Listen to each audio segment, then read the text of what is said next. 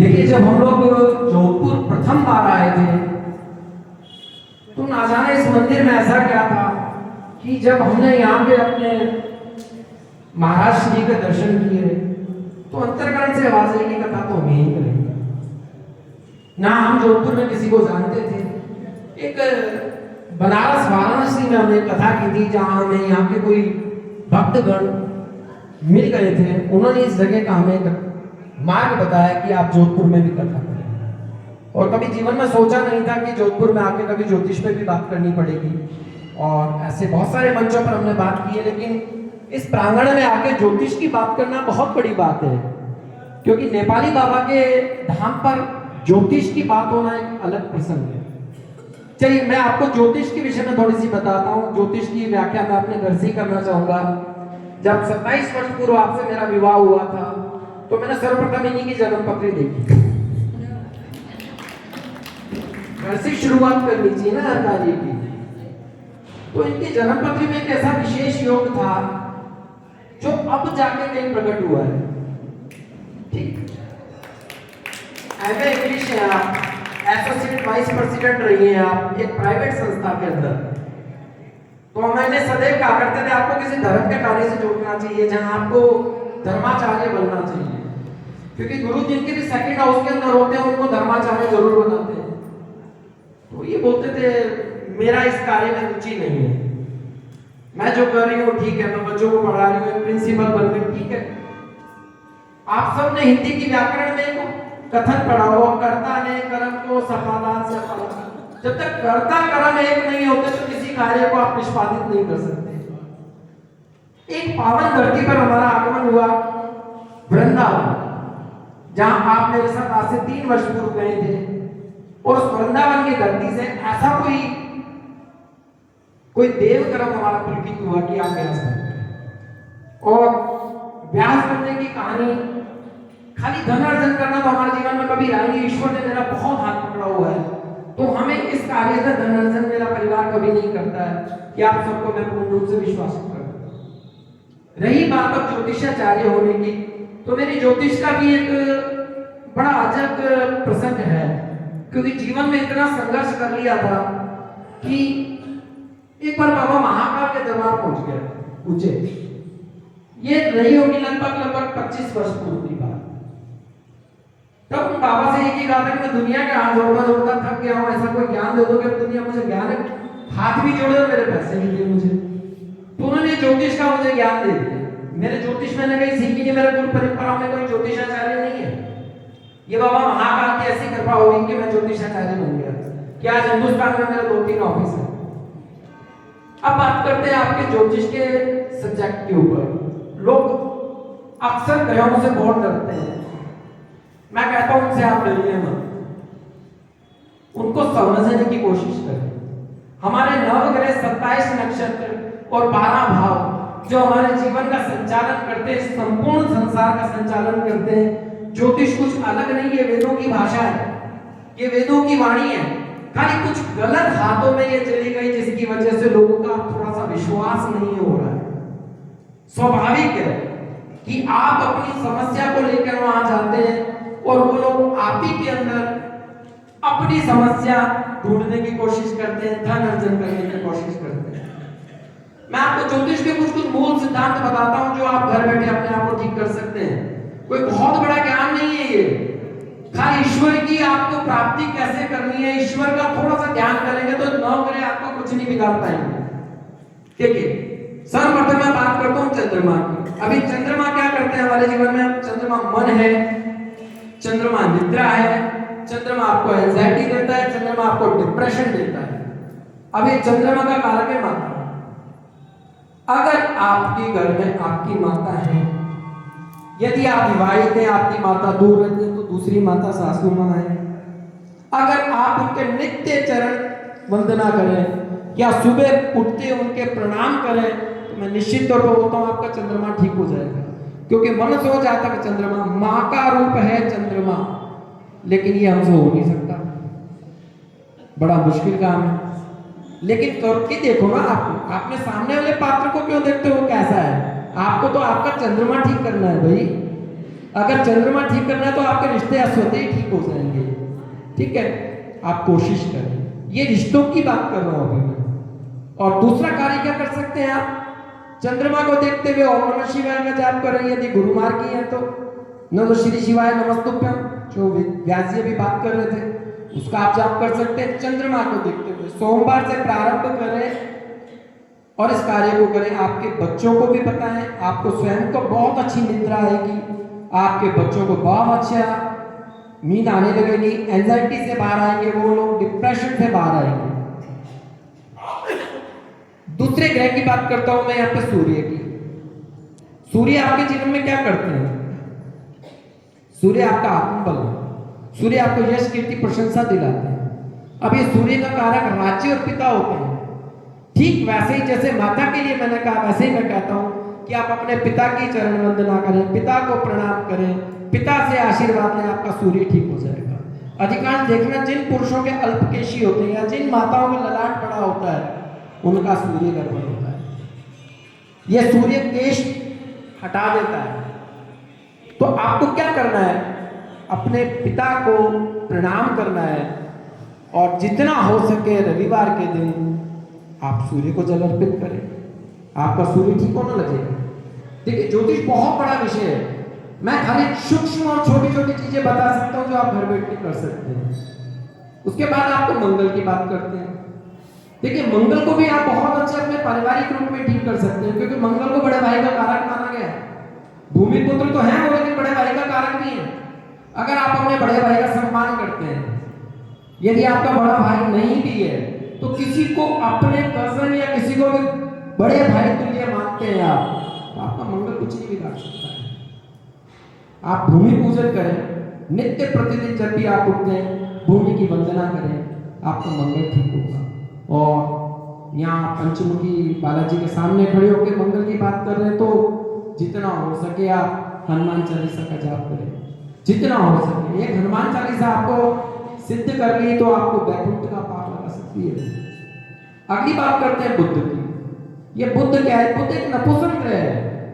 ये अक्सर किन्नरों की सेवा से बहुत प्रतिफल मिलता है। जब भी आपको बुधवार के दिन कोई किन्नर मिल जाए, उसको आप हरी चूड़ियां दें, हरी साड़ी दें और यथा दक्षिणा जो भी आपका भाव उनके प्रति हो वो दें। आप उनसे उनका आशीर्वाद लें, निश्चित तौर पे आपको बुद्ध की बहुत अच्छी प्राप्ति होगी। और आप बुधवार से माता तुलसा के 2-4 पत्ते सेवन कर सकते हैं नित्य प्रतिदिन। अपने बच्चों को भी दें, आप भी स्वयं लें। बहुत सारे रोग दूर होते हैं और मरकरी का वास बुद्ध के अंदर होता है, तो निश्चित तौर पर तुलसा माता आपको बुद्धि की दाता है, वो बीमारियों को दूर करती है और नारायण के सबसे करीब रहने वाली है। तो निश्चित तौर पर बुद्ध के लिए आप माता तुलसा के लिए करें। अब बात करते हैं देवगुरु बृहस्पति की। ये क्या करते हैं? देखिए, 9 ग्रहों के अंदर शुक्राचार्य और बृहस्पति, जिनके गुरु महादेव हैं। महादेव ने इतनी कृपा बृहस्पति देव पर भी नहीं की जितनी शुक्राचार्य पर की है। उनको मृत संजीवनी दी है और शुक्राचार्य को उन्होंने, बृहस्पति जी को उन्होंने अपना आशीर्वाद दिया है। तो जब भी आपके विवाह बच्चों के होते हैं तो उसमें बृहस्पति देती है। कारण क्या है? गुरु विवाह कराता है और शुक्र उस विवाह को चलाता है। क्षमा करें, शुक्र विवाह कराता है, गुरु उस विवाह को चलाता है। तो आकर्षण का केंद्र शुक्र हुआ और उस विवाह को चलाने का काम देवगुरु बृहस्पति करते हैं। अब आपको यहाँ क्या करना है? जब भी अपने बच्चों की जन्मपत्री देखनी हो, अपने कुल परिवार में कोई कुलवधू लानी है, उसका बृहस्पति जरूर देते हैं। यदि उसका बृहस्पति बहुत उन्नत है तो आपके 3 परिवारों को तार देगी, जैसे मेरा परिवार कर रहा है। उसका कारण है क्योंकि बृहस्पति की कृपा के बिना आप परमात्मा की शरण में नहीं आ सकते। अगली बात करता हूं मैं शुक्र की। हम कलिकाल में रह रहे हैं, आकर्षण का केंद्र यहाँ बहुत रहता है, सौंदर्यता भी रहती है। हम हर चीज को एक लग्जरियस तरीके से जीना चाहते हैं, उस लग्जरियस का कारक शुक्र है। अब ये शुक्र किसमें बात करता है? पत्नी में, साली में, बहनों में, माताओं में, ये शुक्र का वास है। अगर आप अपने शुक्र को, अभी स्त्री बोलेंगे सर ये तो हमारी बात है, हम क्या करें, ये तो सब पुरुषों को मिलेगा, हमें क्या मिलने वाला है? तो मैं आपको बता रहा हूं, आप गौ माता की पूजा करें। आप जितना हो सके गौ माता की पूजा करें। नित्य प्रतिदिन जो आप अपने रसोई घर से, किचन से जो भी माता के लिए आप निकालते हैं, शुक्रवार के दिन थोड़ा सा खीर बना के माँ को भोग लगाएं। गौ माता को गौ माता के दूध की खीर बना के देने से शुक्र बहुत अच्छे होते हैं। आप वैभव में खेलने लगेंगे, आपको उन सब चीजों का आभास होने लगेगा, उन सब चीजों का सुख प्राप्त होने लगेगा जिसकी आपने कामना की है। शुक्र के बाद बात करते हैं शनिदेव की। अभी शनिदेव हमारे जीवन में क्या करते हैं? देखिए, सबसे ज्यादा डराने वाले ग्रह शनि, राहु और केतु है। अब इन ग्रहों से डरने की जरूरत क्यों होती है? क्योंकि हम हमारे कर्मों को नहीं देखते, ग्रहों को देखते हैं। शनि सेवक का रूप है। आपके यहाँ जो भी आपके कार्य करने आते हैं, आप छोटे से कार्य को ले लें, आपके यहाँ बाई, झाड़ू, पोछा, बर्तन वाली हो, चाहे कोई बहुत पुराना सेवक आपके यहाँ हो, चाहे कोई बहुत पुराना आपके यहाँ नौकर हो, जो भी आपकी सेवा करते हैं, जो भी आपके यहाँ कार्यरत हो, आप उनकी बहुत सेवा करें, उनका सम्मान करें। शनि आपका कभी कुछ नहीं बिगाड़ेंगे।